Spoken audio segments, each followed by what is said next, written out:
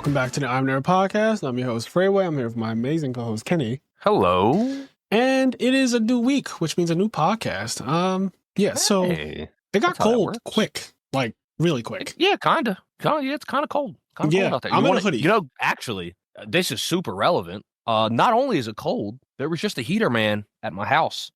Not even 5 minutes before we started recording. And did he drain the water out the radiators? Heater. Oh, okay. Our heater is completely shot. We're lucky to be alive, basically. Yo, the short answer. You and your house be having some fucking wild takes, bro. We're lucky to be alive. What is going on? Carbon monoxide, all that bullshit, bro. Kenny, you cannot just die on me randomly. That cannot be a thing. You know, it's going to be like $8K to get a new heater. Of course it's $8K. Of course it's fucking $8K too. So you want to talk about cold? I'm cold. Man, I'm just ready to be cold. So you have no heat right now is what you're saying in so many words. Yeah, other than my computer. My computer's all the heat I got.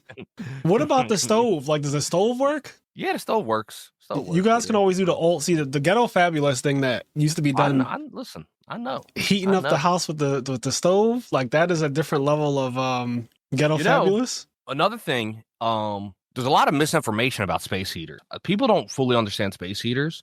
Space heaters aren't a bad alternative either if you're not trying to heat your entire house. Right, which is expensive. If you're just trying to heat one room, it's less expensive. It's cheaper to use a space heater than a heater that heats your whole house.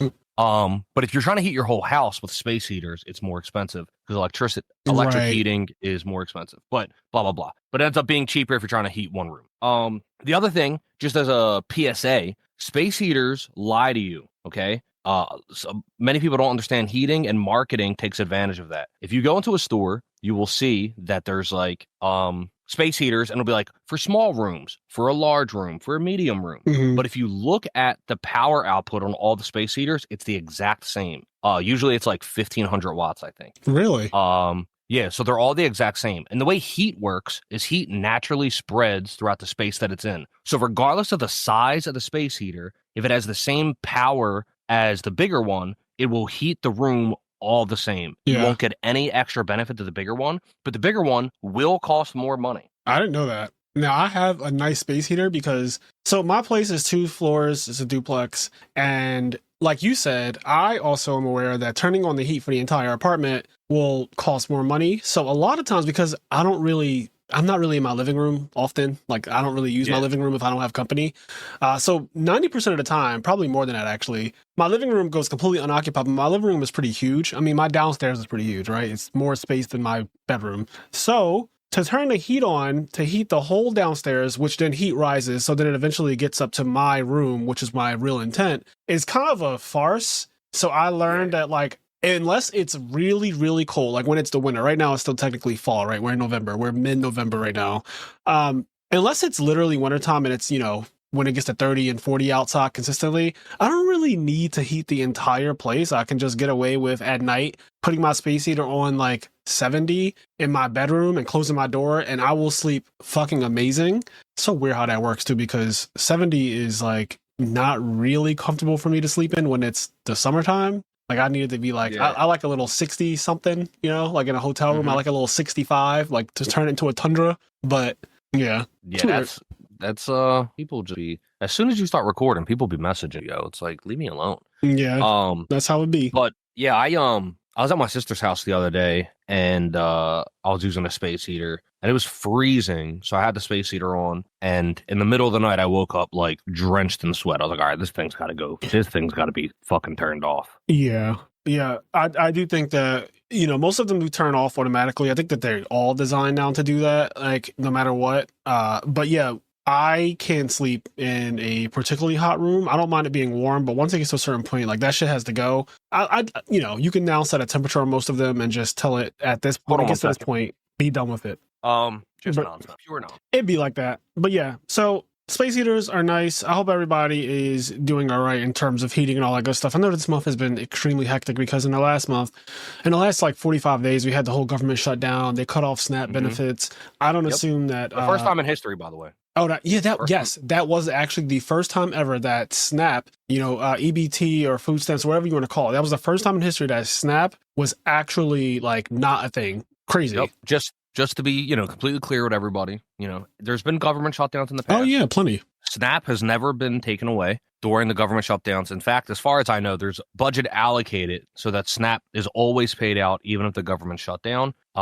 This government shutdown was unique in that for some odd reason, the president, who's a wonderful, awesome, great guy, he decided Snap had to be canceled. Yep. The federal court ordered that Snap benefits be paid out, and the president said no. Yeah, it's so interesting too because he's doing his thing, making America great again and everything with the rising prices and everything and the whole starving the American people by cutting off Snap because millions of people would have been affected by that and millions of people have been affected by it since we're way past the first when Snap benefits are usually paid out. But I just love how starving the American people is not off the docket, that's just on the table as a tactic for political use. Let's just starve a couple million people in this country, this great American country. So yeah, love that. Love that.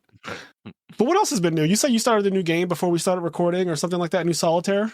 Yeah. So, this is stupid, but I did start an actual new game recently. So for those of you that don't know, on the Nintendo Switch, DOS, which by the way, we're giving one of those away when we reach 10K subs yes, on we YouTube. Are. That's a side note, but it's also true. But on the Nintendo Switch DOS, Hyrule Warriors Age of Imprisonment just came out. The new Hyrule Warriors game, new Zelda game, Age of Imprisonment. I love the Hyrule Warriors games. I like Warriors games in general, but I do think a lot of them are not that entertaining, but the Hyrule Warriors ones, they add a level of depth, and I think it's because Zelda is kind of a puzzle action game, adventure, puzzle, action, etc. So they add some of those more strategic elements, I feel like, to the Zelda version of the Warriors games.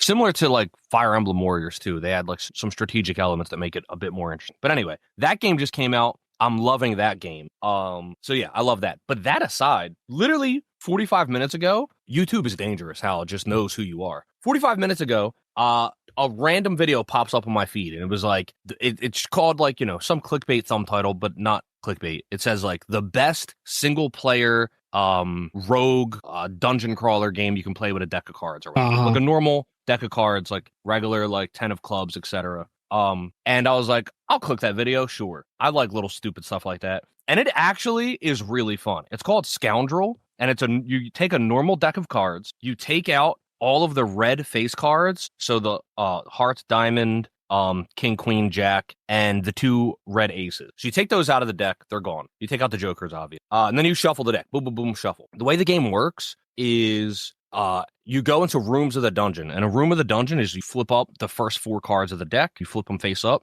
and all the black cards, the clubs and the spades are the enemies. The heart cards are health potions, and the diamond cards are weapons. So the way it works is you flip over the cards, there's 4 in a room, and you have to clear 3 of the cards in order to proceed to the next room, and then the last card is left, and then it becomes part of the next 4 card room. And basically, you have 20 health. You can take a diamond card, so if you have a 10 of diamonds, and then you fight the monsters. And if a monster is a jack is worth 11 points. You take 1 damage because you have a 10 card. But then after that, your 10 card can only be used on things weaker than a jack. So if you use your 10 card to kill a 3, it can now only mitigate damage from a 2. And every time you kill a monster with your weapon, the weapon kind of gets weaker. You can only kill monsters weaker than the monster you already killed. And then you can replace the weapon with other weapons.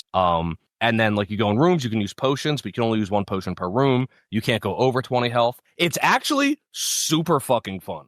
Just as a quick overview, you fight the monsters, you try to strategically kill monsters in a certain way. You can also fight monsters without using your weapon to take their full damage. So if you have a really good weapon, a 9 of diamonds, and there's a monster that's worth 4, instead of fighting him with your weapon, you can just fight him straight up, take the full damage. That way your weapon doesn't degrade. It's fucking sick. Is this automated? You've been playing this on no, some it's kind just of simulator? a deck of cards. No, it's just a deck of cards. I'm holding up to the camera, Frazier can see it. You literally just get a normal deck of cards. You shuffle the deck, you place out 4 cards in front of you, and then the diamonds are weapons, the hearts are potions, and then the clubs and spades are the monsters. And you'd fight through and then I keep track of my health on my calculator. And it's extremely easy to play. Okay. But I looked online too, and it's so interesting because coming from playing Slay the Spire and other kind of rogue games, I already have the mind for playing a game like this. Right. So I won on my first run. I won my first 2 runs. I lost my 3rd run, but it was super fun. But I looked online,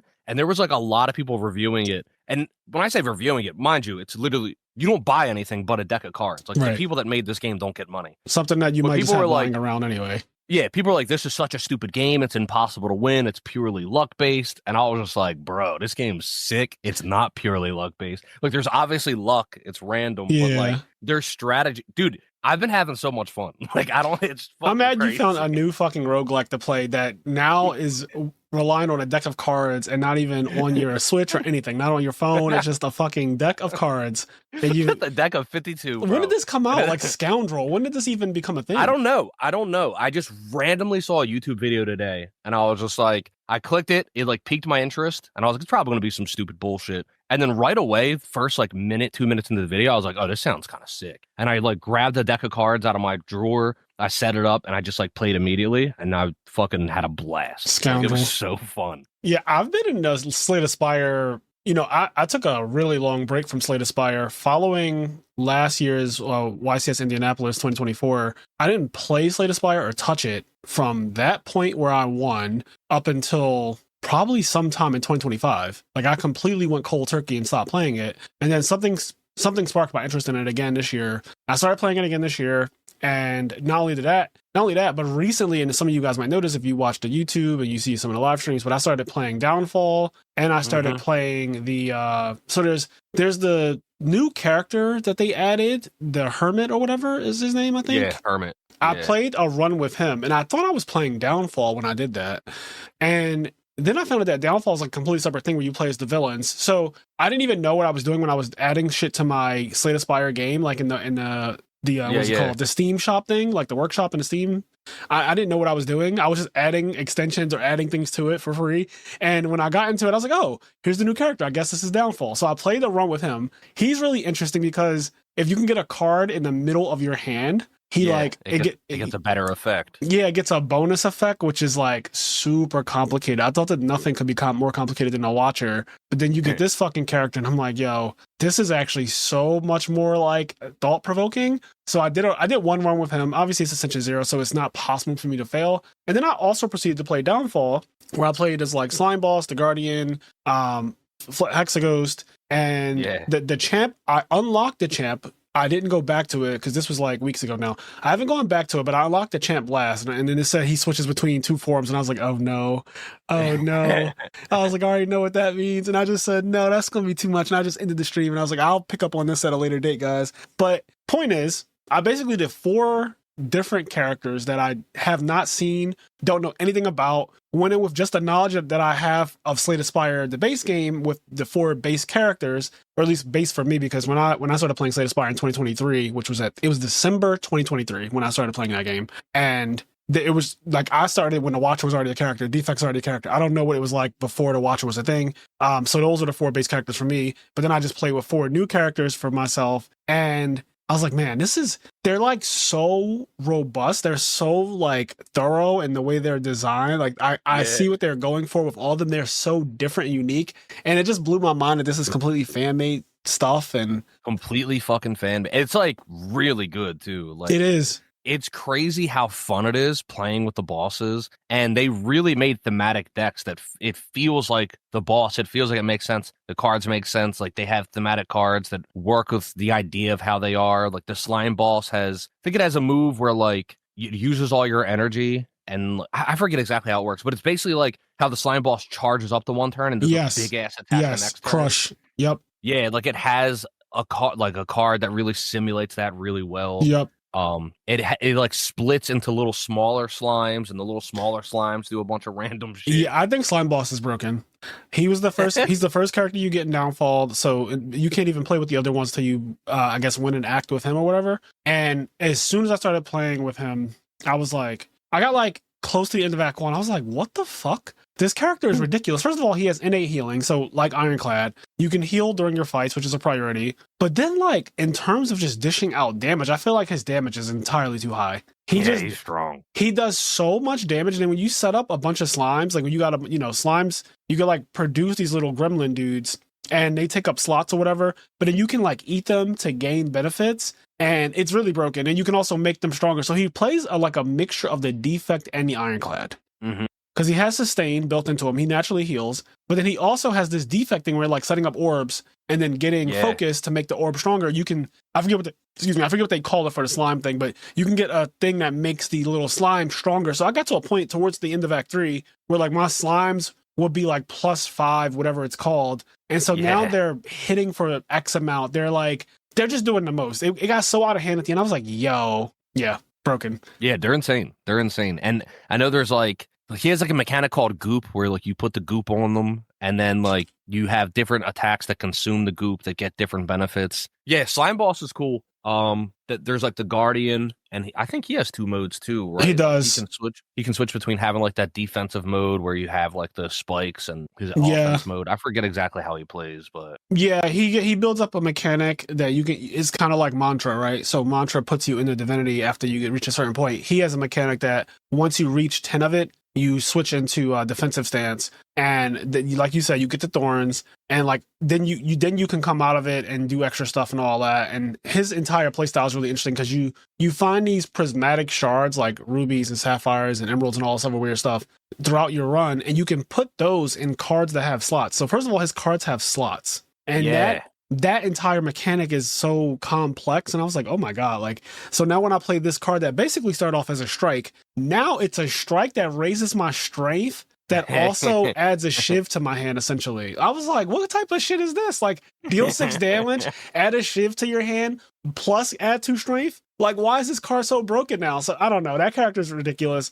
Hexaghost is also ridiculous because he has a 6 flame wheel, just like the boss. Yep. So every time you do what the requirement is, it'll say play 2 attacks, and then it'll do something special, and then it'll move to the next thing. Then it'll be like play 2 skills, and then it'll do something special, then move to the next thing. Then it'll be like do this or inflict this much damage or whatever. And then once it goes all the way around to the final flame, it has something called like Inflamer. I think that's what it's called, like Inflame. And it's like the ultimate. It takes away all the flames that you've currently have ignited. It does this crazy attack that hits everybody for like a bunch of damage. And then, like I said, it extinguishes all of your lit flames. But that character is ridiculous because you can choose to move forwards or backwards on the wheel. So there's a lot of like, well, this turn I need to block more. And one of the things on a wheel was like you gain block and you do this. It's broken. Like the character. Yeah, there's a lot of thought put into the mechanics, making them super interesting, making them fun to play, making them complicated. There's depth. They feel broken, but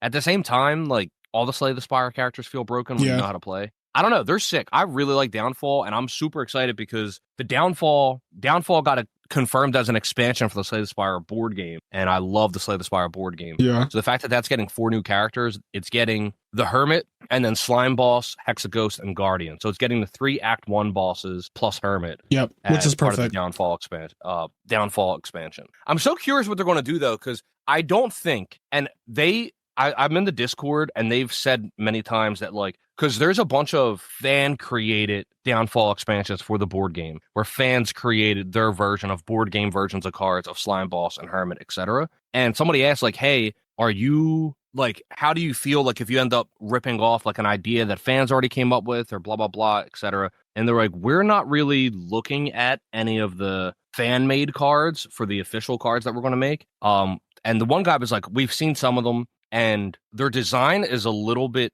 not elegant enough. I don't remember the exact wording, but basically, when you're making a board game that you have to sell, there has to be a level of elegance to really make it flow together. Where if it's like a homebrew that you're just doing with your friends and posting it online, it can be a bit more like complex and weird and have extra things because it's not a sellable product. I feel that too. I'm gonna be honest, the artwork, especially, some of it is fine. Some of the Slime Balls cards, though, they could use a real artist, I think, on the Steam store expansion, the fan-made one. Fantastic job on just making these characters and doing all of that stuff. The mechanics is great. The artwork specifically, though, to me, does need a little oil grease to it. It needs, to me, it just needs, I was looking at some of the cards, like when your reward screen pops up and you're looking at them, I'm like, some of these are not very distinguishable in a very, like, I just wish these looked better. Kind of almost, it gives beta art, kind of like, how you can turn the beta art on after you beat the heart and all that. It gave, some of them gave like, okay, this could be polished. Like I see that it's kind of a homebrew type thing.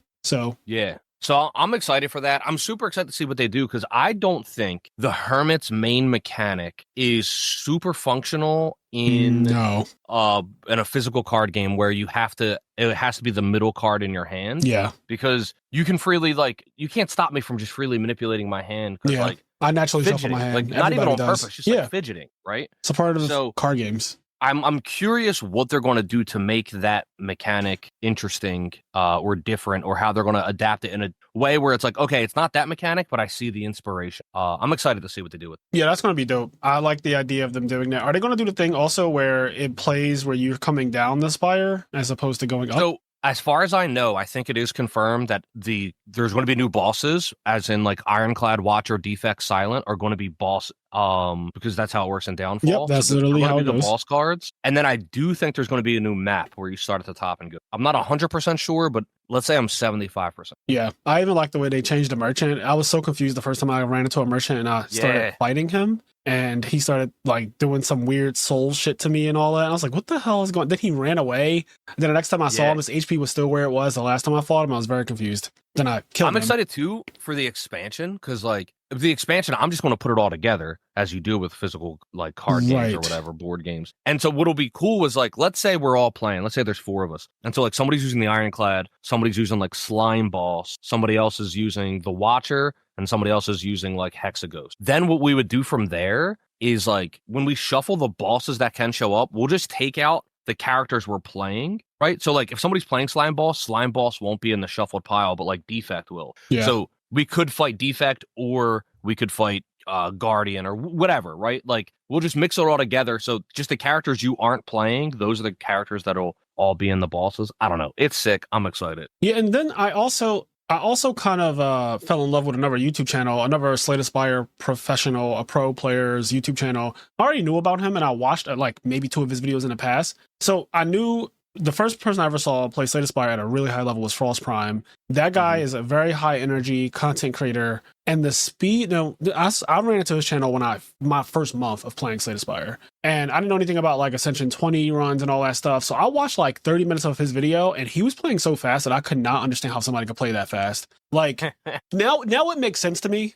I completely, now I'm over a year in of not like a year of playing the game because I'm nowhere near that, but just like a full year plus of knowledge of Slay the Spire and just like what I should be thinking, how I should be thinking and everything. So now I can, if I wanted to, I could play extremely fast myself. But when I was like a month in and the decision making that he was doing and like the way he was not, to me, is the way he was like not fully paying attention because he'd be like talking to chat, making jokes and just like just ranting. But like he's fully crushing this Ascension 20 run, and I'm over here at Ascension like 3 or something, and he's like crushing this Ascension 20 run, and I'm like, damn, like that elite had way more HP, is doing more damage for some reason, and like everything just seems in general more difficult. And I'm like, how is he playing? I even said to Kenny, I was like, yo, this guy plays so fast. Like he gets on a reward screen, click cut through fate, next floor. I'm not taking a curse, disagree. Go to the next floor, merchant.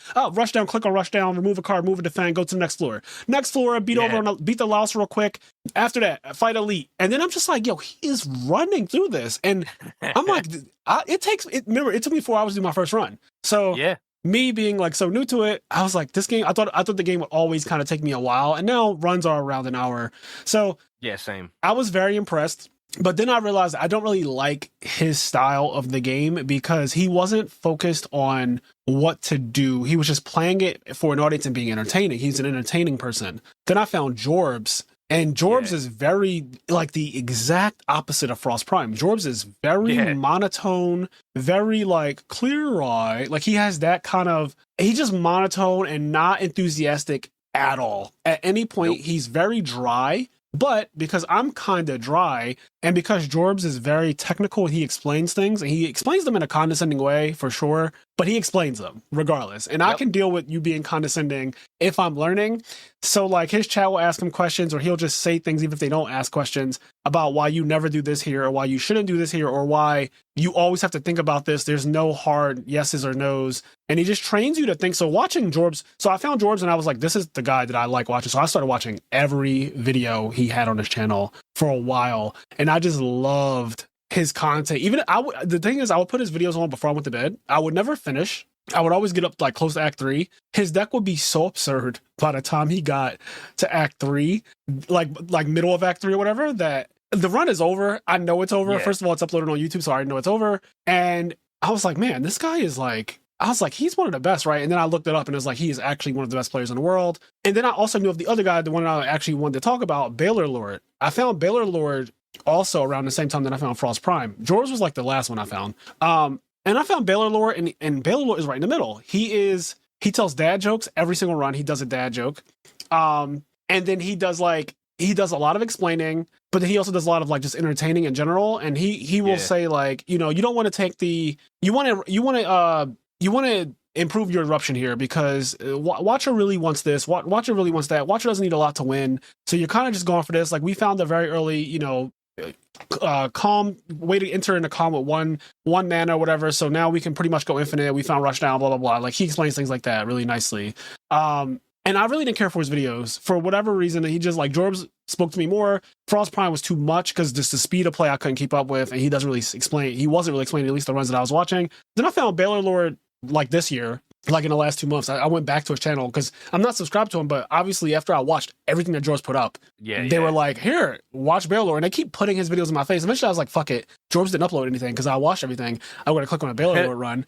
And so before bed, I clicked on a Baylor Lord run and I was watching him. I'm like, I like the way he explains. I like the way he talks. I like the way he plays. And then apparently he had the world record for 2 years for like most runs with the Watcher or someone like straight. Like, it was like 20 something runs straight was the record. He held that record for 2 years. So I was like, oh, he's actually the real deal too. Cause he doesn't come off to me as broken as he is as a player. But then now at first, now that I know how good he is and I've seen it through I've seen over 10 runs now. I'm like, oh, he is actually like so good at this game. And some of his turns will get like really crazy, but what's impressive to me, Jorbs has a play style that Jorbs goes infinite more than anyone I've ever seen. I don't know how this happens so often, but Jorbs goes infinite. Like it's a coin flip. If you watch a Jorbs run, and I don't know how he does this. If you watch a Jorbs run, he somehow goes infinite coin flip 50% of the time. Baylor Lord doesn't really go infinite very often, but he builds these really cohesive big decks that just fucking work. And like he posted a video this week that said my biggest deck ever was 61 cards. I was like, I have to watch this because a 61 card deck is like, come on, bro. He gets the prayer wheel, I think it is, as his first relic. So that gives you an extra set of card rewards at the end of each combat. Yep. And I was like, oh, well, I can see how this can get out of hand. And he's like, oh, we could fight the Burning Elite in Act 1 because by the time I make it to it, I'm going to have seen 10 card rewards, which is enough to beat a Burning Elite. And I was like, I guess when you think about it, like, sure, you won't have all the relics that you'll have. If you get to like Act 3 and you fight the Burning Elite, you get to Act 2, you have the Burning Elite, you'll have some more relics or whatever. But like 10 cards, certain characters can absolutely do it. And he just builds this gigantic deck and he fights the Burning Elite in Act 1 and like cooks it. And then like the run is going, he's just taking cards, which is usually not the way I see other people play, especially Jorbs. Jorbs is very like, he's skip heavy as fuck because his mind is like, oh, well, I have this, so now I'm just looking for this. And I swear to you, if I just get this one thing, the run is actually over. And I'm like, you got nothing. Like you got a fucking corruption and you're like, the run is over now because I got run it. I'm like, how is the run over? Like he'll just get like one small thing.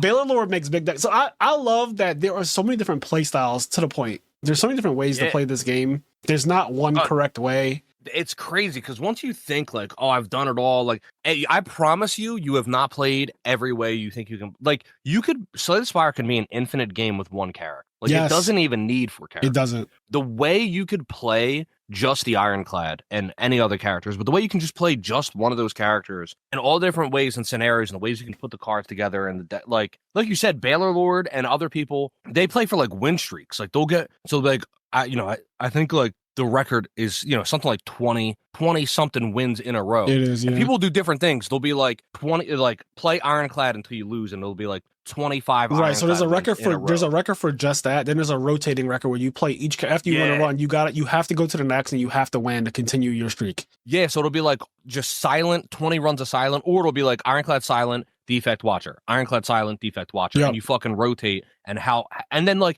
most people. Like, as far as I know, from what it's been a while since I like looked up the stats, but I feel like the overall clear rate of Ascension 20 beating the Heart is something like 5% if that. It might be less than 5%. Wow. Like in terms of the average, like Yeah. all of the players in the world doing that. Like everybody. It's like a 5% clear rate. You've got people doing it 20 runs in a row. Like, which is so crazy. There's clearly a difference between you and them and all the different ways you can play. I know, man. Because the other thing, so Jorbs did a video this week that I really enjoyed where he was talking about his win rate with Ironclad. And he said, I think my win rate with Ironclad is somewhere around a 75 to 80%. And he has a spreadsheet. He tracks every single run and he gives little notes on like what happened. And it'll be like, start off the run with an Auric outcome, very strong Ironclad. And then we parlay that into getting a very early Shockwave with a Dark Embrace in the first shop. And it'll just say that and it'll be like, and then it'll say floor 57, which means that he cleared it because floor 57 is the heart.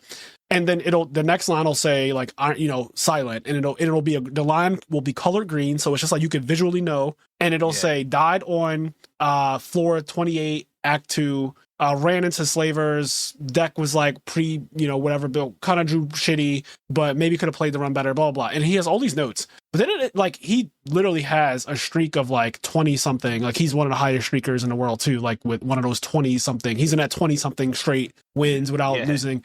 And so he did a video just talking about Ironclad, his win rate on Ironclad. And what he did every single floor, no matter what the floor was, he adjusted how what he thinks now the chance of him winning the run.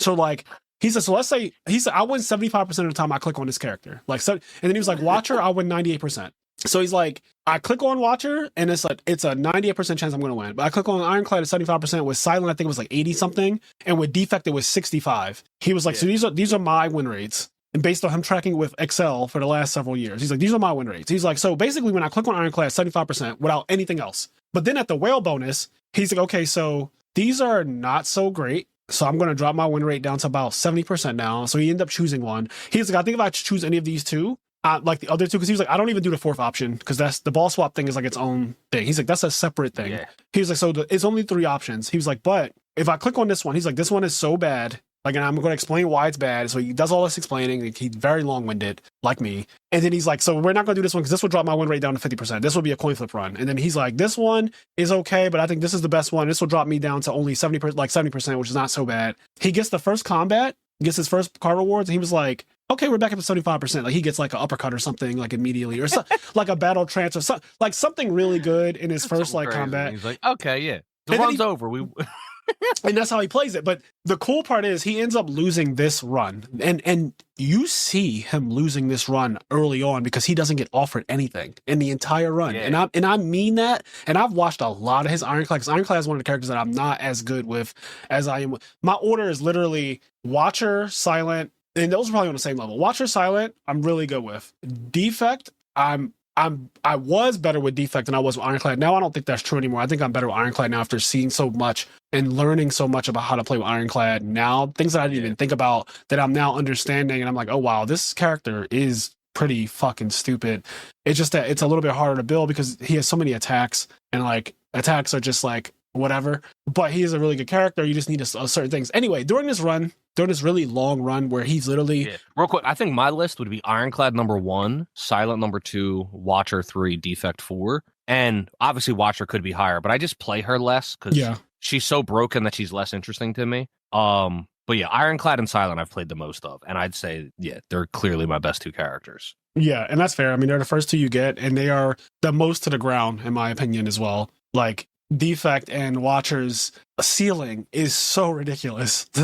The things that can happen with those 2 characters is like, oh my god, like you're recycling Meteor and you're redrawing it with Cool-Headed, and then you're getting energy, so you have an infinite going where you're just like Cool-Headed, Meteor Strike gets recycled. Now you're just going literally infinite with a fucking lightning bolt that is free. You're just drawing it, playing it. It gets pushed out. It does 8 damage, and that's enough to just go infinite. You're just like cycle. And I see so much of that bullshit. But anyway, he gets to like the end of Act 1. He's like, we're not doing great in terms of the cards I've been offered. I'm looking at my deck. My deck is not good. He's like, you got like this deck is not good, but we're somehow making it. He makes it all the way to the boss gauntlet of Ascension 20. And like he finally loses on the boss gauntlet. And I was like, bro, his deck was so bad. And like I personally think it's bad. He was saying it's bad, but I was like, I think this deck is bad. I don't see any combos. The main thing, he didn't get any draw power at all. Like at any point, He never got a battle trance, never got an offering, never got a dark embrace, never got it was bad. It was like one of the most egregious. I don't know how he got that far, but he's so good.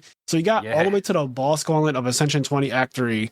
I think he beat the first boss and he lost to the second boss. And then he explained like, what went wrong. And but by the time he got into the boss gauntlet, he was like, yeah, my win rate is down to like 40% for this particular run. Like, I think I have like, I can spike it if I get this. But he was like, if I don't get this, like literally, this is the only way to, he's like, the only way to save this run is if I get specifically this. This is what has to happen. I'm telling you right now. And it didn't happen. And he just lost. And that was interesting to see because that's like, wow, that's like an over explanation of how to play something. Yeah, that's cool because I watched the three people you mentioned, in my opinion, are the three best Slay the Spire content creators. They're the ones I like the most. Same. Maybe there's better ones. I don't know. But they're out of what I've seen, they're the three that I like the most. Frost Prime, Baylor Lord, and Jorbs. I probably watch Frost Prime the most just because of my personality. Yeah, you guys are very similar. I thought that too. I was like, man, this guy seems such like a Kenny type of person. Yeah, so I watch him the most. And then what's cool is, so you've already talked a bunch about those two. I just want to say a small thing about Frost, because everything you said is 100% accurate. I have seen some videos of him where it's like over-explained runs, where it's a really long video, where he's like, literally just like, hey, this run is like less about entertainment. I'm literally explaining everything. Every single turn, I love that they do that. Everything I do, everything I'm thinking about, where I think it's going, my like blah blah blah. And those are really cool too, because it's interesting to see somebody like Frost, who is a more just like fast kind of memey entertainment type doing random shit. Yep. It's interesting to watch him just like sit down and like super analyze everything. And so those are really cool too. But Jorbs is definitely like, when you just want to look at some raw stats, he's fucking crazy. Baylor Lord, like you said, I think is like in the middle. Like I think you explained it pretty perfectly. But yeah, all three of them are great. And you want to know something crazy? I don't think he really plays anymore. At least I haven't seen him. But do you remember the Melee player, the Crimson Blur? I heard that name before, but I can't say that I even know who he mains or anything, because that shit he's like, that sounds super old to me. He's super old. The Crimson Blur is a Melee player, and then I think became Melee tournament organizer. He plays Red Marth, and randomly out of nowhere, when I got into Slay the Spire, I would like on random comments or on Reddit, I would see people mention the Crimson Blur, and I was like, there's no fucking way they're talking about the same person. Right. So I saw it for like weeks without just thinking like it must be. And then one day I came across the video. It was literally the Crimson Blur from Smash, just like on Twitch streaming Slay the Spire. And he was like, oh, I'm on like my 7-win streak or whatever. I was like, what the fuck is happening? That's dope. Now? Yeah, I just thought it was so cool because it was like something that you knew of for so many years. And it's like, oh shit, now he's here too. It was kind of crazy. It's to kind of wrap up this whole Slay the Spire rant that we randomly went on, I was watching Stango play Yu-Gi-Oh! He's playing Hero Frogs because he's going to Genesis, and there's an RBT in Genesis in February of next year, 2026. And so I was watching him play. We were about to record the Crush Card Virus video for What If. And so he's like, when I finish this set, let's record. And I was like, perfect. So I said, I'll just backseat. I'm just going to watch you play. And he already won game one. When I came into the Discord call, he already won game one. He was in game two, and he was in a really tough spot. And I literally said to him, I said, if this was Slay the Spire, he's playing against Black Wings, by the way. His opponent has Sirocco, Bora, 3 back row. And Stango's life points is at 63 because he took 17.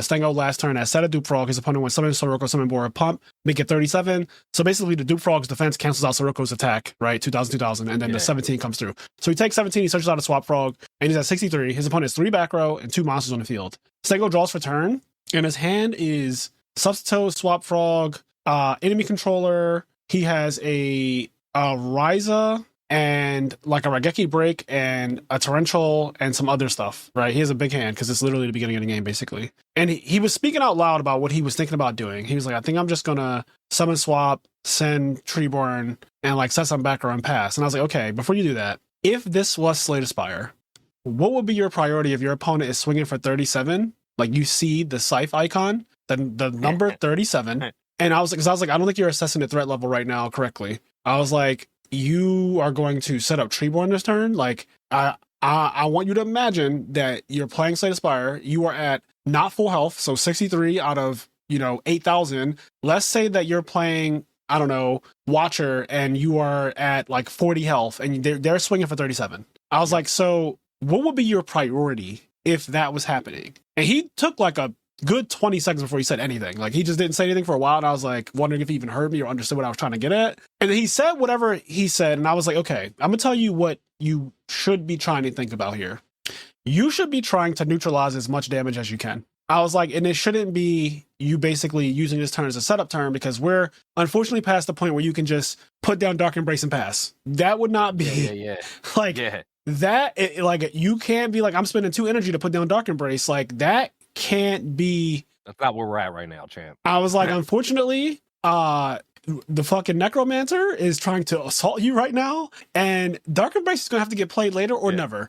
So I was like, what I think you should do is I think you should special swap by discarding Substitute, send Treeborn, activate Econ, Tribute, take his Sirocco. He can't Icarus attack any of this because you never have more than 1 card in the field. So if he wanted Icarus attack, he would have to Icarus attack his own cards, literally. So I was like, special swap, send Treeborn and see what happens. I was like, also he has 3 back row. It's a very high chance that one of them is Oppression this game too. But you happen to have MST. So it's like you're going to special swap, he's going to flip Oppression, you're going to MST it, you're going to send Treeborn, then you're going to Econ, take his Sirocco, you're going to pump, and you're going to attack. See if he kills his own Sirocco, because that's great if he does. If he doesn't, you beat over it, then you have Ryza. Then you can main phase 2, tribute for Ryza, and then set the Regeki Break, or Torrential, or both. And so he says, all right, I'll try that. He goes special summon swap, the guy flips Oppression. Sango goes activate MST. This all happened. Sango goes activate MST. The guy thinks for a while, said, okay, he thought long enough, he has solemn judgment, and he's thinking about if he wants to play it. So the guy doesn't activate it. He lets the Oppression get MST'd. So then the Treeborn gets sent. Econ, tribute, take the Sirocco. The guy thinks again. He's still thinking about this solemn judgment. I was like, this is great. So then he takes the Sirocco, pumps, attacks. The guy lets it go through. So now the guy's taking 2,000 damage. Deborah is now off the field.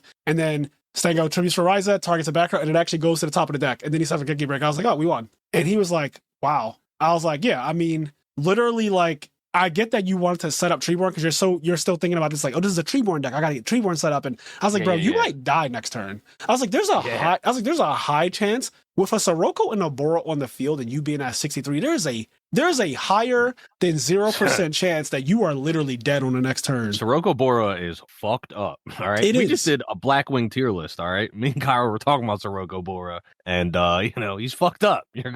That's so cool the way because like Stango also plays Slay the Spire. Yes. And at a pretty high level too. Yeah. Like for a while, he was so much better than me that I couldn't even, like, he would say moves way faster than me and everything. And like, now we're at the point where if I play Slay the Spire and Stango's watching, we disagree. And I think I'm right. Yeah. Like, it's at that point now where, I'm like, no, that's not what you do here. And then I'll finish the fight, and then he'll be like, oh, yeah, that was actually better. I'm like, yeah, you want to use a potion? We only had to use a potion for that.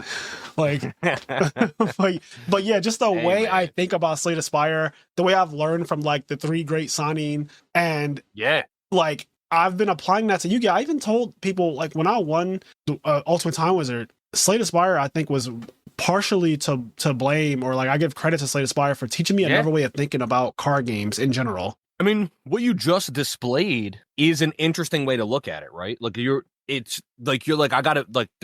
I have 68 health. There's 37 damage on the board. Yep. Like, that's over half my health. How do I mitigate this damage, put myself in a good situation for next turn? Like, just setting up and hoping for tomorrow is like, it's way too late for that. Yeah. So, and then, applying that to Yu-Gi-Oh! And like trying to fish for cards, figure out what they have. I have MST if he has the ops and etc. Like, playing through that situation and seeing what happens. Like, I think it's a very cool way of applying Slay the Spire to Yu-Gi-Oh! And this is something we've talked about a lot. But it's not even I truly believe, it's a fact that playing other games and doing other things can really expand your mind and make you better at other things. Like, if you're good at Yu-Gi-Oh!, getting really good at Slay the Spire, I think will make you better at Yu-Gi-Oh! If you're good at Street Fighter, getting really good at Melee will make you better at Street Fighter, or vice versa. Like, and just like different things like that. Like, playing other games helps like change different avenues of your mind to think about things differently, realize things differently. Like I said, I told the story a bunch of times, but I used to play a ton of Melee, blah, blah, blah. When I got into Street Fighter and I got really, really into Street Fighter, I went to Evo to play Street Fighter.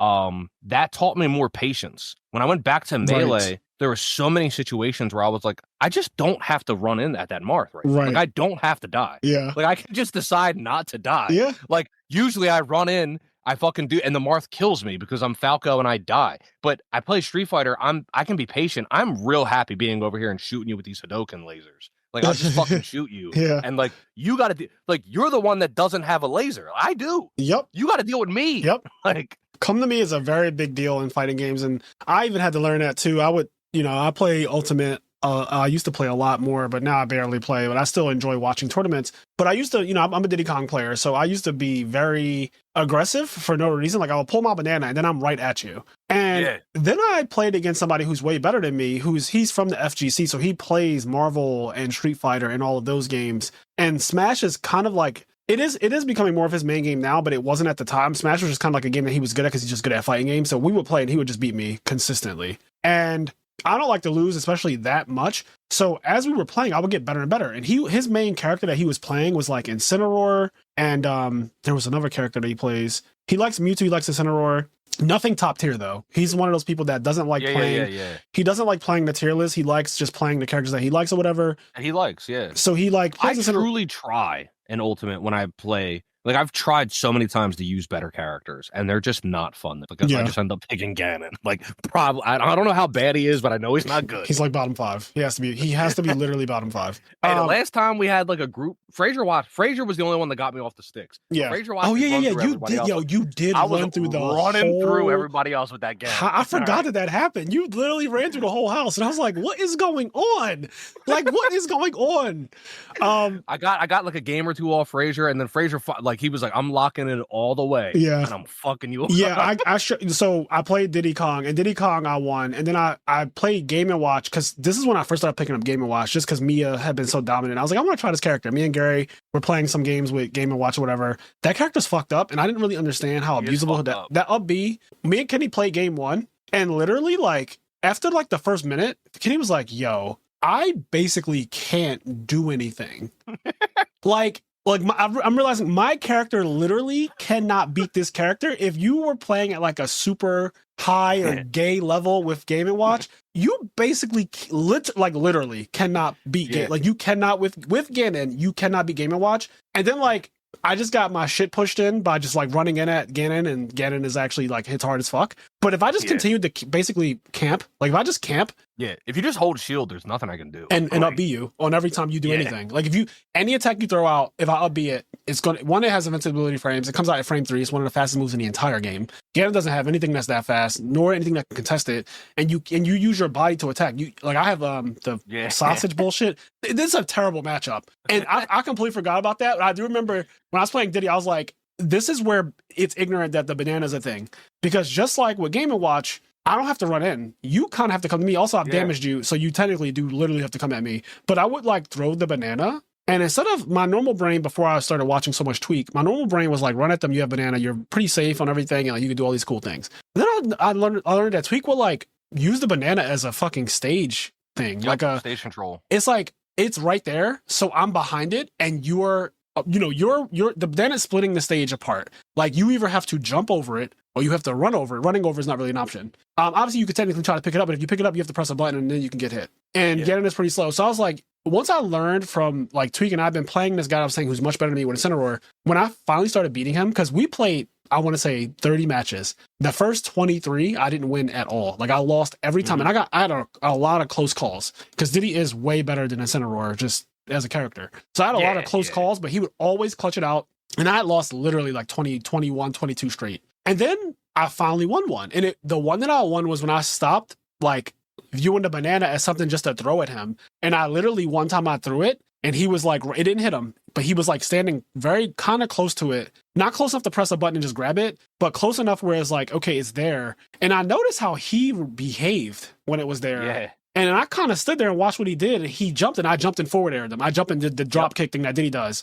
And I was like, oh shit. Yep. And it's fucked up. And for the next 7 sets, I didn't win all of them. But now we're going half and half. And then he switched characters. And I say, yo, like I learned one little thing basically in that fucking 20 game beatdown. But once I learned it, I couldn't, now I see it. I'm like, oh shit, the banana is like, I made you jump. You had to jump over it. You couldn't just run. Incineroar is slow as fuck. He has really bad mobility on the ground. He's bad. Very slow on the ground. His dash is really like, it doesn't go anywhere. If you what do you call it? Like the thing where you like dash if you dash dance, or foxtrot. Yep. He doesn't go anywhere. Like he doesn't go anywhere. His distance is terrible and he's really slow. And so once I realized like, oh God, Diddy's really fast on the ground. Diddy has one of the best dashes in the game. But Diddy has terrible air mobility. So once you jump with Diddy, you have to be like, okay, wherever you jumped at, you're kind of there. But on the ground, Diddy's like incredibly fast. So I started abusing the banana as a thing to put on like a obstruction, and then my jump is like I have my really good forward air. I'm also really amazing back, even better back air, and then I started winning. And like then he literally switched characters, and I had to learn a whole new character and everything. And I was like, Yeah, but that was such a cool moment for me. it's so cool because I Smash Ultimate is not my favorite Smash game, but there's things about it I like. Diddy Kong, I really, really like. Part of the reason why I like him is because like he's kind of a Rivals of Aether character. And what I mean by that is that the whole game design of Rivals of Aether, and I was in love with this game from the first one. Yep. And I always wanted more of my friends to play it, but I just like couldn't get anybody to play it because it's this random indie game. I remember Medina liked it, but he didn't like it because he said the sprites were just like visually a little bit too hard to read, and then there wasn't really at the time as many sound effects. Yeah, and he's also visually impaired. He's visually impaired. He's a very audio player. And so, like, for example, I don't think there was a sound effect on charging a smash. Where, like, in Smash, when you charge a smash, there's like it almost sounds like a gun cock or something. Like, I forget exactly, but there wasn't like any. Anyway, Rivals of Aether 2, Stango got like everybody, and it's thank God for Stango. Yes. So I've been playing that game like every day. But anyway, this was true in the first one, true in this one. The game design premise of that is like every character should have some form of stage, and there's no like over oppressive, just super campiness. You can't really camp in that game, but everybody has some form of stage control. So like Crag has rock, and he can like pick up rock. He can throw the rock at you.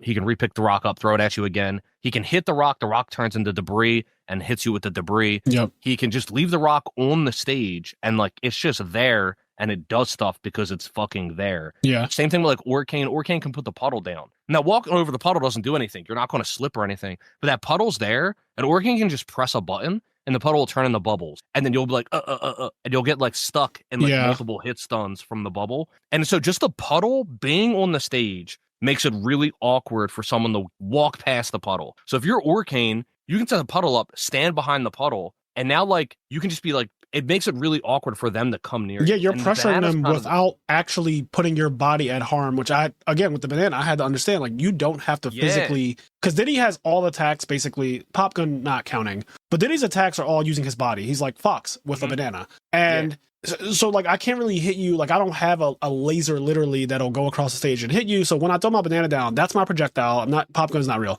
in terms of attacking most of it, like 99% of the time. So let's just assume that all my attacks, I need to physically hit you, but you don't need to put your body in harm's way when the banana is there. It kind of makes your opponent play, and then you can just react. It's so cool. Diddy is sick. I like him a lot. I think especially, first of all, Donkey Kong Country 2, Diddy Kong's Quest is like just from nostalgia, childhood, like one of my favorite games of all time. It's one of the greatest games I've ever played in my life. It still is. It's one of the greatest platformers ever made. I love Diddy Kong. I grew up with Donkey Kong, so I've always loved Diddy Kong in general. But yeah, after playing more Rivals and thinking about Diddy as like a Rivals character, like if I played again, I'd probably try some Diddy. Diddy's really fun, man. Oh my god, you like Donkey Kong too? They have the same backer, but Donkey Kong's just better. I love Donkey Kong. Donkey Kong just top 8 at a major too, a weekend ago. Yeah, I like Donkey Kong. The reason why, and this is like super, I at some point in my life, I don't know when, I started to gravitate toward like big fat characters. Yeah, like you and Tweak have this weird thing,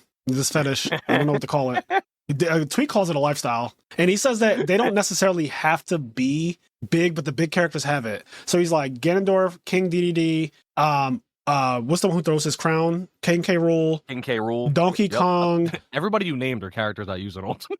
Well, yes, and these are literally the big characters. But he says somebody who wasn't necessarily big, but they have it, and he's like, it's a lifestyle. Like you just got to know, like it's like a big lifestyle. And he's like, some characters have this big energy, and all the big characters have it naturally. But then it's like it was one person who wasn't literally big, but like they actually weigh a bit much. I think like Yoshi might have been the character. Yoshi's not. I'll tell you, physically big. I don't know if this is on his radar, but in my opinion, from playing Smash, I think another character for me that has like that big back energy, but he's obviously not a big back, is Dr. Mario. Oh yeah, like he's in that. Yeah, Doc is a big back, bro. Like there's something about him, bro. He's got it. Yeah, I like in Rivals, I play fucking Loxodon and Crag. Like, I just play fat boys. Like I love. Yeah, I don't know what happened to you either. You are definitely in this like weird fetishy big character thing. Sick, bro. They're so sick. Loxodon is actually sick as fuck to me though. I genuinely like that character. Is so sick. He is fucking. You don't deserve flowers. Like I just love. Like he's so fucking.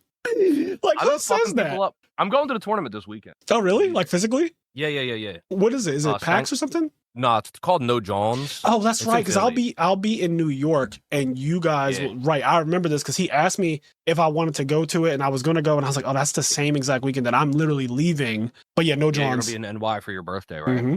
Yep. Yeah, I'm going. No Johns. Medina's going. I don't know if Gary's going. I told Gary to go. Is that the convention center? I'm gonna be honest. I don't even know where it's at. I should look it up. Yeah.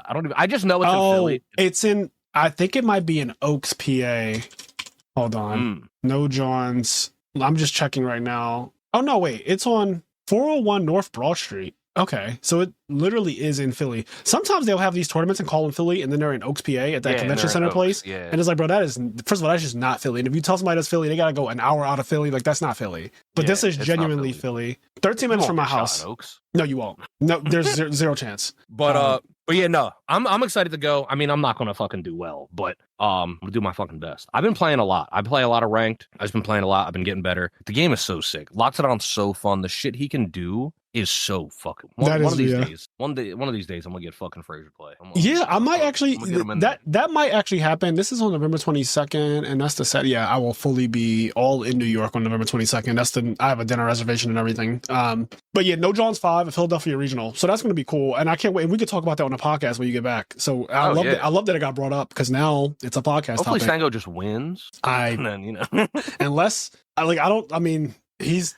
Last I checked, he was the best player currently playing, especially if Plup doesn't show up. And I don't think Plup is going to this event, so it's a high chance that he will actually win. And that, out there. I'm rooting for, I'm always rooting for the house. Obviously, the house always wins, so definitely want to see Stango do well. And I would like to hear how your experience is going to your first rivals tournament, because I think this is your first as well, right? Yeah, first in person. Yeah, first in person. I've played a couple online tournaments, but online is also just different in general. Like even with rollback and all that stuff, even with I know they have Ultimate, they have a thing that you can do to make Ultimate, basically give it rollback netcode or something like that, make it way better than actual Nintendo Online, but it's still not in person. It'll never. In person's always different for multiple reasons. It's the same as in it's everything. But not only are you just in person, so there's no internet. Rollback makes it almost perfect, but it's still the internet. Things can happen. Yes. The other thing, all of that aside, is that it is simply different having to be in somebody's physical space. Yep. Having to be in the physical space of somebody else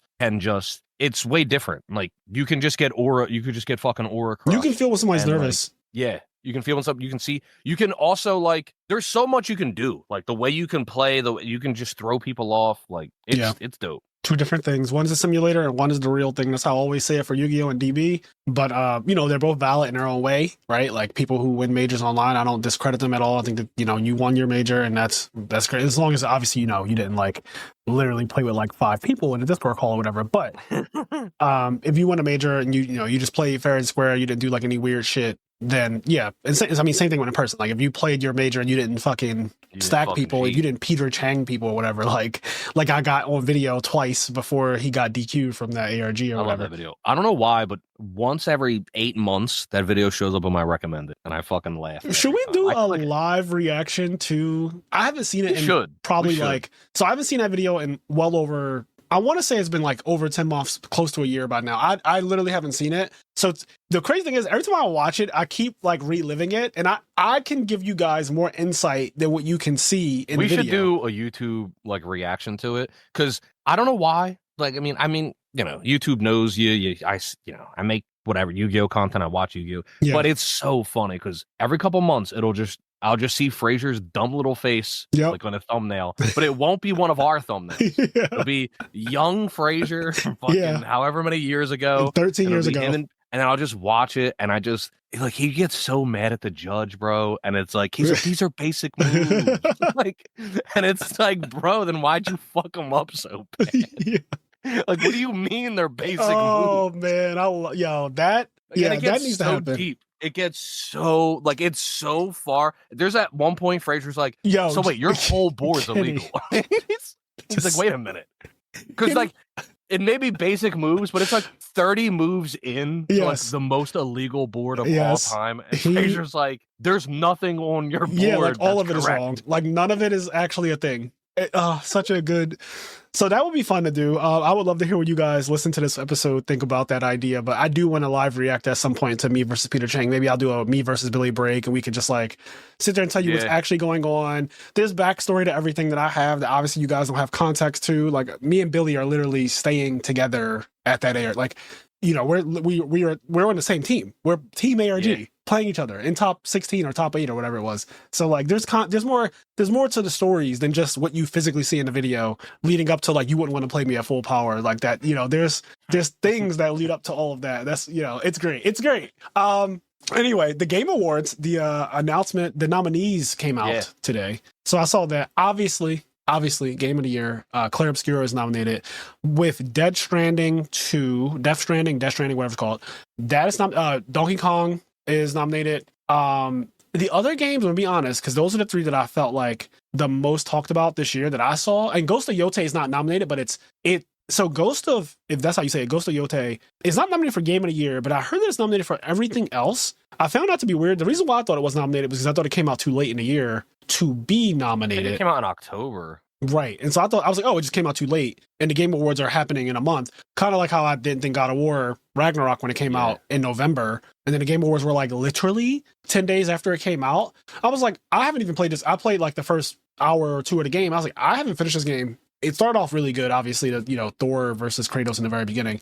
I was like, I'm sure this game is fantastic. I'm sure it's fine. Like, 2018 was one of the best games I ever played. I'm sure it's fine. But like, Game of the Year coming out a week before the awards just seems ridiculous. Like, so if Ghost of Yote came out a month before, we've had this entire conversation about this. If you come out a month before the fucking deadline or whatever, or like a month before literally when the Game Awards happen, I just don't think you should be able to steal. You're next. Yeah, you shouldn't be able to fucking steal it from the game that has been rocking out. Like that year was that really big game, Elden Ring, came out that year. Yeah. And I was like, Elden Ring has been out since fucking April or something, like March or April. You should not be able to steal it from Elden Ring. That everyone has been making content. Rage Gaming, who we watch from Monster Hunter, has been making all this fucking Elden Ring content, and everyone's talking about. You should not be able to steal it from that game. You know what I think? And maybe this wouldn't work. Maybe this isn't what people are looking for. I've thought about this a bit because I have some. So, excuse me. Have you seen? I haven't looked at all the nominees yet. Me either. Is Marvel Rivals nominated for Game of the Year? Do you know? I highly doubt that. Because I'm looking at it. I'm looking it up now, but keep talking. So I think Game of the Year, my crazy thought process is the cutoff should be June. Is June the 6th month? June is the 6th month. I think it should be like from June of last year to June of this year. And then the Game Awards are like in November or whatever. So there's like 4 months of games that come out or whatever that like aren't nominated for Game of the Year until next year. My point is this. I really don't think there should be recency bias. So if you cut off a game that comes out in the 6th month, now that game has time to marinate just like the games that came before. Right. And then when you get to the end of the year, that game is now 5 to 6 months old, so that recency bias hype would have worn off by I love that idea, actually. The recency bias thing is really big because a lot of games that just came out, people will nut ride them more than a game that came out literally month 1 of the cutoff. Like, you're absolutely right. One of the arguments for this is like, so first of all, there's this huge streamer, his name is Shroud, and he recently went on this big tirade and he's like trying to get his whole community to vote for Arc Raiders. So Arc Raiders is this new game that just recently came out. It's a multiplayer game. And his whole thing was like single player gaming, like always wins Game of the Year. I saw that. I don't know why I didn't say to you, like, we should have the conversation about that, but we should have a conversation. I mean, we could do it now, but how do you feel about that? The whole single player games always win. Multiplayer games always get shafted, and single player games always win Game of the Year. And first of all, my first point is multiplayer games get everything. Like, other than winning Game of the Year, I feel like multiplayer games rule the gaming market to its detriment, in my opinion. I think single player games need more shine. Like, we've gone years without good single player games come out, or like maybe just one comes out, whereas every fucking month a new multiplayer game comes out. They're like, they get spammed out. I don't know. But I also just disagree. Like, a lot of multiplayer games are they exist in a hype cycle, and whether or not they are actually good, I feel like you can't see that like true value until like months and months after they come out. You got to get past the recency bias hype cycle of it. Arc Raiders is currently in its hype cycle. The other thing is, if you want to make the argument for multiplayer games, in my opinion, you can't put Arc Raiders in over Marvel Rivals. Marvel Rivals took over the gaming landscape at the start of this year. It was fucking everywhere. It was the biggest multiplayer game of the year. It was huge. It fucking revived that, like, it made people interested in that genre again in terms of hero shooters. Marvel Rivals existing made Overwatch more popular again because Overwatch was on a downswing. So much shit. Marvel Rivals was really big, but because it's old now, because it came out at the start of the year, like February or January, people aren't thinking about that game anymore. It's not in the hype cycle. It's in the current hype cycle of Arc Raiders or whatever. My point is, I truly think Clair Obscur Expedition 33 is the best game that came out this year. I 100 billion% think that is game of the year. I think it deserves it. I don't think single player games like have some bias over multiplayer games. Multiplayer games do really well. I think Overwatch won game of the year at one point. Multiplayer games just like dominate so many things anyway. And I also just think the cycle they exist in is different. But I think a lot of this just gets solved if you cut off game of the year at month 6. And then so you're judging it from like 2024 months 6 through 12, 2025 months 1 through 6. You give time for hype cycles and recency bias to cool off. Then you can really look at these games like analytically, like, okay, these are the games. This is what they did. The Grammys and the Oscars do. Yeah, you also get to see their long-term impact. For example, I hate James Cameron's Avatar. This is no secret. I hate that movie. One of the things I hold against that movie is for how big it was, for the fact that it's like the highest grossing movie of all time or whatever. That movie has had zero cultural impact. For as much as everybody loved it, for as much as it was hyped, for as much as everybody talked about it, the cultural impact that had on just our entertainment industry thereafter is basically zero. Yeah, like, nobody's bringing that shit up now. Like, and honestly, no DNA. Like a year or two after, nobody was talking because we lived it. Nobody was really talking about Avatar and like, oh, I can't wait for the next one. Like that wasn't a conversation that was being had. No. So I think it'll never happen, but I think cutting it off at month 6 would be great. I think it would make for a much better award show. And I think it eliminates a lot of the problems that we run into, because I don't think a game that comes out in October like Ghost of Yote, which apparently is in the award show and nominated for a bunch of awards, but not nominated for Game of the Year. Yeah. And Ghost of Yote, as far as I know, is like an 80 to 100 hour game. So like there's no way you could have enough time to really play it, beat it, analyze it for it to be. So it's just not, it's unfair to games like that, and it's unfair to like God of War, Ragnarok, or on the other side, because it goes both ways. It's either unfair to it because people haven't had enough time with it, or it's overly biased toward it because it's so recent. It just came out. Everybody's like, this is the greatest game I've ever fucking played. Yep. For 2 weeks. I totally agree with that. So I'm looking at the nominees now, and I have a couple things to say. I want to talk about single player games, which Shroud said. I want to address that, but I also want to give the actual nominees for Game of the Year. It's Clair Obscur Expedition 33, Death Stranding 2, On the Beach, Donkey Kong Bonanza, Hades 2, Hollow Knight Silk Song, and Kingdom Come Deliverance 2. I've heard of all these games except Kingdom Come Deliverance 2. I have no idea what that is at all. But I do know Death Stranding, I know Donkey Kong, I know Hades, and I know Hollow Knight. Hades, I believe, actually won. Like the first Hades game, I'm pretty sure won a bunch of awards years ago. Really applauded game. Incredible game. Yeah, well received game. It's like Slay the Spire, but it's an action game. Yeah, so I probably want to play that then, like actually, because now that I know what roguelikes are, and now that I'm completely obsessed with Slay the Spire, it literally is a daily. I don't think there's been a day in the last 2 months that I have not watched a run of Slay the Spire. Not even to completion, but like, I'm now one of those people that when I absorbing the content, now when I eat lunch or dinner, I'll just like put on a run, like Baylor Lord or whatever, because my YouTube just knows what I like, and it'll be Baylor Lord or Jorbs, and I'll just click on it and I'll watch like them get to the the end of Act 2, which takes like 30-ish or more minutes. And that, and I'll learn so much. I'm like, I did not know that worked like that, but okay, sure, that's bullshit, but okay.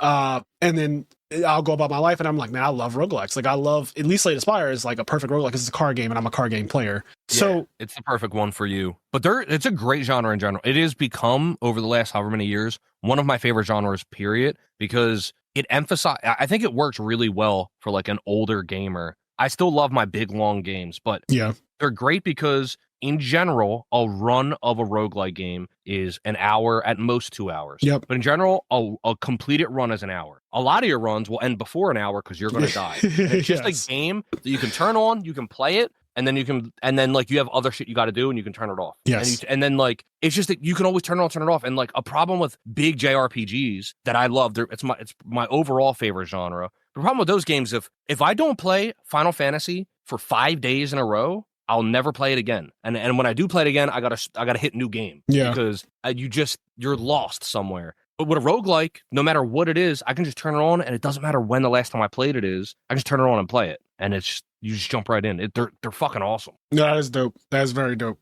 Ghost of Yotei, notably not nominated for Game of the Year, but it's nominated for Best Art Direction. It's nominated for Best Audio Design, Best Game Direction, Best Narrative, Best Performance, Best Score Music. See, my thing too is like, Best Action Adventure Game. How can you be nominated for best all of those things and not be nominated for Game of the Year? Like, you're in the running for being the best at everything, but you're not in the running for being the best game. You're like, I'm in the running for being the best at everything. Yep. But I'm not. This is a critique of the actual, I shouldn't say actual. This is a critique of art awards that are music and movies like Oscars and Grammys.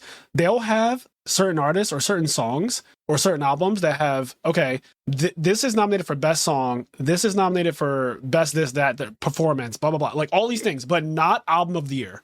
It's like, so wait, you're telling me that this album has 3 different songs nominated for all these different Grammys, but the album itself is not nominated for album of the year? You're crazy. Or an artist will be nominated for all these different Grammys, but they're not nominated for Artist of the Year. It's like, Makes no that sense. doesn't make, and literally they've been called out for, like, how can you have this song, this album, this thing that dominated the charts?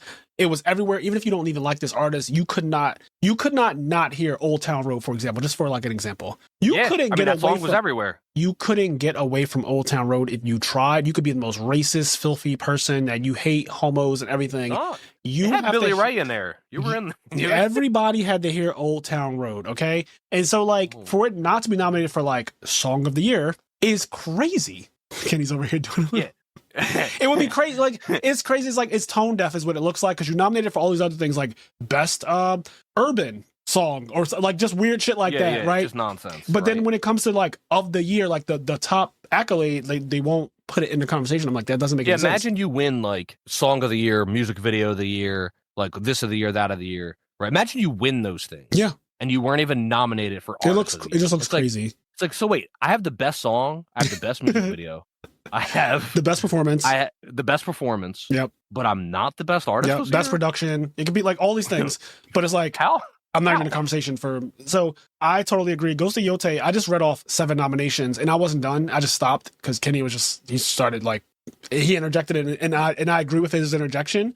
I named 7 things and I stopped, and I wasn't even done the list of things that it's nominated for. But Game of the Year is not one of them, which I do find to be very weird. So you won't tell me that I'm the best at everything, but I'm not the best. That's just crazy. Like not even in the conversation, because it's just a nod. We're not saying that you are Game of the Year, because like you, even though I don't play Ghost of Yotei, but I think the Clair Obscur should win. I think it will win. It's like it's just format defining, genre defining. We talked about this on a whole podcast. We think years from now and everything that follows it will be referencing or compared to or looked at in terms of how does it compare to Clair Obscur Expedition 33. I also think Clair Obscur winning is good for the gaming industry because it's not a AAA game. Yeah. Clair Obscur, and this still goes true for like Silk Song, right? But a game like that, but I think Clair Obscur is the one. Games like that winning, it's, in my opinion, very important for the industry. I need more of the industry to recognize, hey, this game was $30 and like, it is the most impactful game that came out. And I truly think it is like the impact. Whereas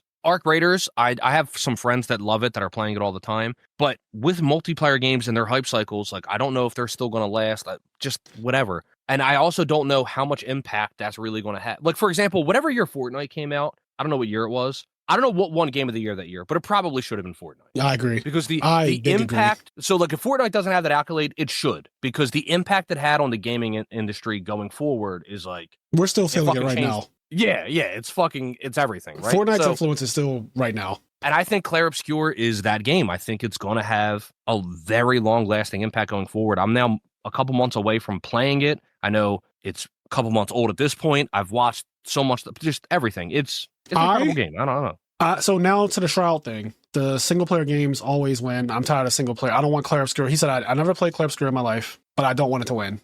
And he's like, I don't hate the game or anything like that. I'm not unreasonable. No, but that's being a hater. Anyway. Yeah, that is actually what a hater is. Because a hater is like, I don't know you, but I don't like you. Yeah. It's like, okay, well, that's crazy, right? Anyway, so to this point, I think Game of the Year there should be 2 Game of the Years to solve this problem. Because I think that the more I think about it, I'm now in my 30s, and I've gamed for more of my life than I have not. Right, I've been a gamer. Mm-hmm. I grew up on Nintendo, Sega Genesis, like PlayStation 1 before it was actually a thing called PlayStation 1. Like I grew up on the first PlayStation, in Nintendo 64, like everything. So my grandpa, I told the story, my grandpa had an SNES, and he had he had the Mario collection. So like, remember when they used to call it the PSX? Yes. Like PlayStation 1, everybody called it PSX. Yep. PSX I don't know was why a thing. they called it that, but I do remember everybody called Well, it still PSX. emulators and stuff online call it. Like if you want to find a game like Legend of Dragoon, you can type in Legend of Dragoon PSX, and you will find results better than just typing in like anything else. So I grew up gaming. I've gamed my whole life, and the more I think about, like, I played a lot of multiplayer games. I grew up playing Gunstar Heroes. I played the first Smash Bros. Game when I saw the commercial of a bunch of adults in fucking costumes fighting each other as Yoshi, Pikachu, Mario, and all those guys. Like, I remember that. I remember that game coming out. I played Pokemon, which is technically single player and multiplayer, right? I played Pokemon Red and Blue, the first one, on my see-through purple Game Boy Color, right? So, like, I've played games from the beginning, and I've played games now like Clair Obscur, which is like the fucking peak of where gaming has gotten. And the more I think about multiplayer games and single player games, they do feel different enough that they should, for game of the year, I'm not saying, because there's best art direction, best audio design, best game direction, best multiplayer. Sure, you can have that award, whatever. Best narrative, best performance, best score music, best action adventure, best family, best fighting, best independent, best mobile, best ongoing, best RPG, best sports, best strategy. You can have all those awards too. I think for game of the year, though, because I genuinely do think that multiplayer games feel organically different than single player games in so many ways. Like Marvel Rivals will be played long after Clair Obscur is played. Because Clair Obscur is a game that you play it, you beat it. Sure, they can release content on it like they're doing. That's fine. Like, we're getting more Clair Obscur content or whatever like that, but it's done. There's a point where 60, 70 hours in of Clair Obscur, and you're never touching it again unless you want to replay it. But the goal of Rivals, the goal of Fortnite, the goal of Monster Hunter Wilds, even though it failed, the goal of these games is to have you playing them for years to come. They're all trying to be that game. I think I have a really good really good way of putting what you just said. Single player games, for the most part, like Clair Obscur, Expedition 33, Final Fantasy, etc. Yep. Zelda. Yes, Zelda. They are books. They're movies. They're books. Multiplayer games are sports. They're football. They're basketball. They're just very different things. A single player game is a book. You read the book, you experience the book, and then that book lives with you for the rest of your life. Yep. It is an experience that you have, that you think about. It changes the way you think. It's something you talk about. And then the way that book lives on without you reading the book again is you talking about the book with other people that read the book. That's what single player games are. And that's the beauty in those, is that you don't need to play the game every day for the rest of your life. You can play it once, replay it again in a couple years, and that thing lives with you. Like, it's a certain level of beauty that you have. Multiplayer games like Marvel Rivals, Fortnite, etc., they are sport. They're things that you constantly have to engage with. Yes. You constantly are trying to dunk the ball, score a touchdown, throw a touchdown. New players enter, right? Like, there's never going to be a new Clair Obscur character, technically, but there are. Now, LeBron's going to retire soon. Steph Curry's going to retire soon. You're going to get Wemby and all these other people who are completely new athletes entering the arena. You have the Japanese guy who they pay $800 million to or whatever, who just won. The LA Dodgers just won, but like the best player apparently of all time. He's a new person. When I grew up, they were talking about Babe Ruth was the best. Now they're saying that this guy so like, you're right. It is more like sports where fighting games get new characters. They get a whole new way to, like, they'll patch things and change things, and you play it over and over and over again. Not to say that you can't play a single player game over and over again. If I wanted to relive Last of Us Part 1, like me and Kenny did this year, if I want to relive it, I can start it up right now from the beginning and like about, change the difficulty or something and play it again. But like, it's the same game. Yeah. It's the same game, right? It's the same game. It's the same. So I think that's so interesting when you think of it that way. It'd be like if something was like best thing you watch on TV, and it's comparing like the Eagles, right? And like that was comparing Game like of Thrones Eagles to fucking the to Eagles. Fucking Game of Thrones. It's like, what the fuck are we talking about? And that's what it feels like comparing Marvel Rivals and Arc Raiders to Clair Obscur, Expedition 33, and Hollow Knight Silksong. It's like we're talking about the Eagles and Breaking Bad. Like, we're just talking about different things. Yeah, they don't seem like they belong in the same category to go head to head, because I just think that the way multiplayer games are consumed and the way single player games are consumed is so vastly different from one another. And I'm not just saying that so that I can get the multiplayer games out of the category or whatever. I genuinely think that, like, Smash to me is a game of the year candidate, but it'll never be that, I feel like, because it's just it's not that type of game. When you look at the game of the year types of game, the darlings, Smash will never be in that conversation the way it's currently designed. But if you said best multiplayer game, right? Smash Ultimate, by all means, with its fucking insane roster, should be in the conversation of game of the year. Like, I don't give a fuck. Like, you're talking about characters from literally every genre, every platform, and everything in one game with amazing mechanics and all these other things. Like, Sakurai's, the GOAT and all that stuff. But, like, it should be more than just nominated for best fighting game. Yeah, I mean, for Smash Ultimate, like, although I don't love it in terms of a competitive game, it's not my favorite. I truly adore Smash Ultimate for what it is as a game. Yes. I think it is one of the greatest games ever made of all time. When you think about the scope of what it's doing. Yeah. And this is like aside from whether or not I think it's the greatest competitive game, because I don't. Right. But neither do I. I do think it's one of the greatest games ever made. Just the entire scope of the game. It is such an it is such a love letter to games as a whole. Yes. It is a very functional game. Like, the game is still really fun to play. Like, it's super, like, everything. There's endless content in the game. If you want to engage, like, I think the most fun I had playing Smash Ultimate was engaging in the game as a game versus the multiplayer aspect, which is how I traditionally enjoyed, like, Melee and other Smash games, is like fighting my friends. Yeah. The most fun I had in Smash Ultimate was the fucking wealth of single player content in the game and just shit to do and, like, home run contests. Also, and, like, every couple months, the announcements for new characters, we literally did a live reaction to when Sora came out without knowing that Sora was coming out. And I fucking lost my voice. That video is still on the channel. Is awesome. Like, so if you're talking about impact, what bigger gaming internet impact was there than when Sephiroth and Sora got announced? In the last 10 years, I want to say that Sephiroth and Sora being announced has to be in the top 10 hypest things that have happened in all of gaming in the last 10 years. In all of gaming. In the last 10 years, in all of gaming in the last 10 years, I think that Sora and Sephiroth's announcement are 2 out of 10 of the hypest, biggest impact things that have happened in all of gaming in the last decade. That's how impactful they were. That's how big they were as a conversation. So I agree. I mean, that Sephiroth trailer, bro. Oh my God. I mean, the Sora trailer sent everybody, but the Sora trailer was humongous and probably bigger, but that Sephiroth trailer, I mean, I don't know. We could look up. Yeah, I don't know. I actually don't know, but like the Sephiroth trailer was so fucking crazy. It was. Like, it was. I couldn't believe it. I could not believe it. Mario was dead for 10 seconds. For 10 seconds. But for those 10 seconds where Mario was dead, like, when I tell you the internet lost its absolute mind when Sephiroth put his sword through Mario's chest. Oh my God. And then, like, you get to the next part of the trailer and it's in his overalls. But, like, so good. Such a Nintendo thing too, because like they're never doing that to Mario, right?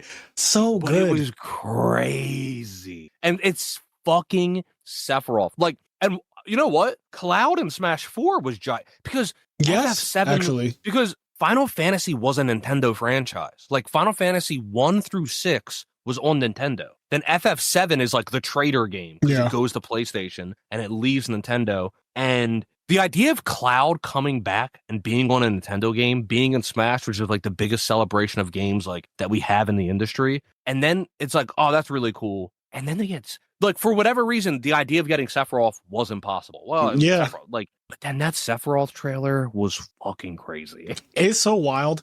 And so to the Game of the Year nomination thing, the fact that Smash basically won't see a nomination for Game of the Year is kind of silly to me. And I think that if there was Game of the Year single player, Game of the Year multiplayer, and that ended off the award show every year, I think that could be perfectly fine. Enough of those games come out every year. It's not like you don't have enough multiplayer games that come out every year. Yeah, you could even say fuck it. You could just have Game of the Year. Like, you can have it twice a year. You could have it, like, I don't know. Like, if you do my system where it's on it's still a 12-month rotation, but it's based on like the 6-month mark or whatever. You could do like the multiplayer, like it is a multiplayer Game of the Year award show where it just celebrates all of the multiplayer games. That might be ambitious for budget reasons, but I get what you're saying now. Yeah. And then you can do a single player one. Honestly, I would like that though. I wouldn't mind it. Yeah. Obviously, I would take, if you give me the option to get more, I'm going to take more because I'm a greedy person. But I think it's cool. Like, all of these games, there's a lot of games that deserve the love and the shout outs. Like, you know what I mean? And I do think separating it while is more ambitious, I think it's better because sure, Arc Raiders or whatever game does deserve whatever love it's going to get. Helldivers 2, I think it was, does deserve whatever love that it deserves. But for the people that play multiplayer, like there's two different kinds of gamers, and it really is reading a book and watching sports. There's people that only play multiplayer games, and they don't even look at single player games. They don't exist. And for them, yeah, I get it. It's annoying that their games never get whatever shine that they wanted to get, or whatever they feel they've been slighted, and vice versa. If every year some random multiplayer game that I knew was going to die off next year anyway was in there, I'd be fucking annoyed. I'd be like, can we talk about how sick Octopath Traveler is? Like, can we talk about... Yeah, I don't hate the idea of there being two different game awards. One is for single player, one is for multiplayer, and they're like far apart enough or whatever. And, you know, they do the cycles, and that would be great. And the reason why I think that would be great, as I'm looking at these categories, I see best art direction. And the best art direction nominees are Clair Obscur, Death Stranding, Ghost of Yotei, Hades 2, and Hollow Knight. Those are the 5. So just taking that category, for example, I'm sure multiplayer games have cool art direction. And like one of them has Marvel Rivals has really great art direction. One of them has the best art direction. One of the multiplayer games out of the other multiplayer games has the best art direction. The next category is best audio design. I'm sure that there's a multiplayer game that has, and none of these are multiplayer. Oh, Battlefield 6 is actually nominated. But to my point, only Battlefield 6. Everything else is Ghost of Yotei, Clair Obscur, Death Stranding 2, Silent Hill. Four single player. They should be different. They should be separate shows. So then we go from me saying game of the year should be singular and then multiplayer to now every award should be single player competing versus single player, and then multiplayer competing versus multiplayer. And you can have literally 2 of every single award. And this also creates competition that I love, because multiplayer games don't really focus too much on things like the art and the audio, and as much as they would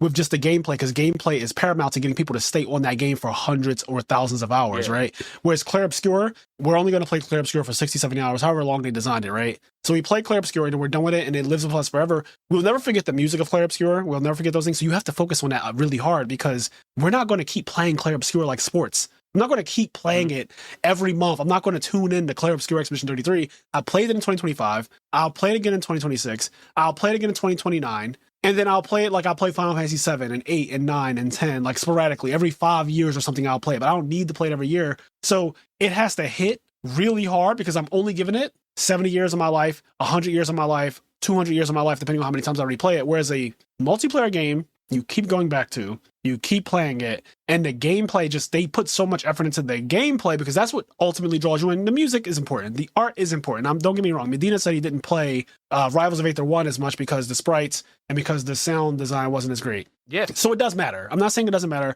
but I'm saying it doesn't matter as much as just focusing on specifically the game mechanics, the gameplay, and things like that. And so they should have separate. Because like you said, in best art direction, there's not a multiplayer game nominated. Not one. There are a ton of multiplayer games that came out this year. And like you said, out of those, one of them has the best art direction. Yeah, one of them has it.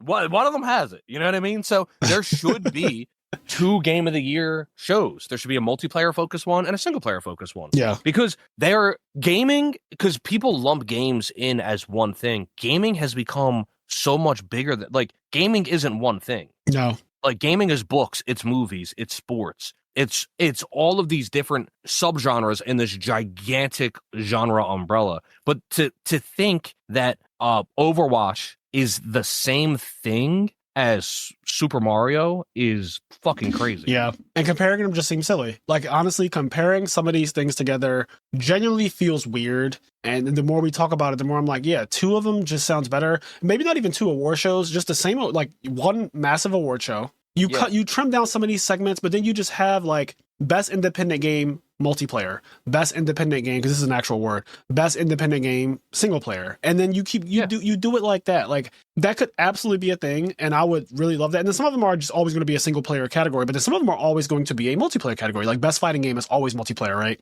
But then best RPG is usually always going to be single player. So you know, it could.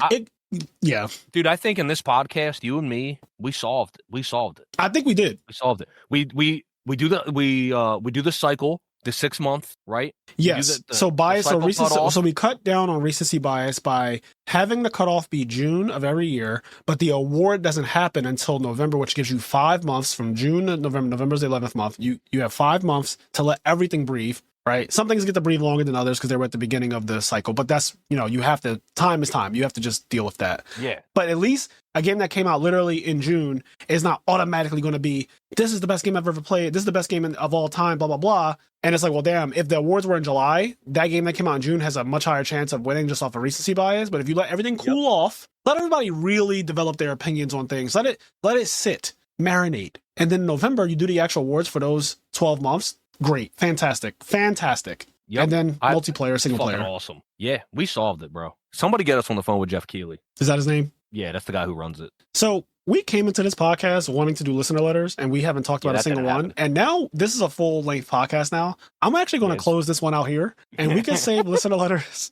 We can save listener letters for later. So, guys, if you do want us to read your listener letter out loud on the show and discuss it, write into imnerdpodcast@gmail.com. There's a link in the description of this podcast and every podcast on the channel. If you're listening on Spotify or Apple Podcasts, or if you're, on YouTube or wherever, there is going to be a thing that gives you either our link tree or our mailbox. So again, it's imnerdpodcast@gmail.com. We have like 5, 2, 3, 4, 5. There's 5 listener letters right now that are waiting to be read. And we're going to get read today. Yeah, that was the goal. The goal was to read them today. We weren't even going to necessarily podcast today. This is all impromptu. Like, we came in here. So, bro, I just want to say, I want to give shout out to my co-host, my man right here, my man Frazier. Just because, like, it's so cool to me, like, just to, like, fucking jerk ourselves off. It's so cool to me, like, how easy it is to have these conversations. Yes, we used to have them for years, today, bro. Yeah, no plan today. We literally just came in, and it was like, we get on Discord, and he's like, you ready to pod? And I was like, oh, I thought we were doing Master and Disaster. Because we normally do Master and Disaster one today. Like, so you're not wrong for, like, Kenny's just going based on what we normally have done for the last, like, year. We record Master and Disaster a lot of time on Monday. And then he was like, I don't feel like doing it today. I was like, all right, let's pod. And he goes, yeah, we'll just read some listener letters, whatever. I'm like, okay, cool. We start the pod off. And it just never... We're an hour and 40 minutes in. Yeah. And in my opinion, really good conversation. Oh, I love it. I think we covered, like, excellent topics, really good talking points. And all of it, like, none of it was scripted. There was no plan. It was just like, boom, conversation. It's something that I just really value, because it's a conversation that I can't have. Like, I have a lot of friends that I have long conversations with. I couldn't see myself being able to run this podcast with most of them. Yeah. I don't think, but, something here. Yeah, I just wanted to give a shout out. I just wanted to give a shout out to us. I appreciate that. I appreciate that. Shout out to us. I think talking to someone for 2 hours straight without stopping, this podcast, you'd have to, like, briefly run off for a second. I paused it so that you guys will never know, really, except the fact that Kenny said, hold on 1 second. But other than that, like, there's not going to be an actual pause in this podcast for the amount of time that he was actually gone. But there was no actual real pause. Even and you think about, like, the continuity of it all is that we just talked just now for an hour and 40 minutes, basically. And that, without having discussed it prior, just being like, let's just turn our cameras on, let's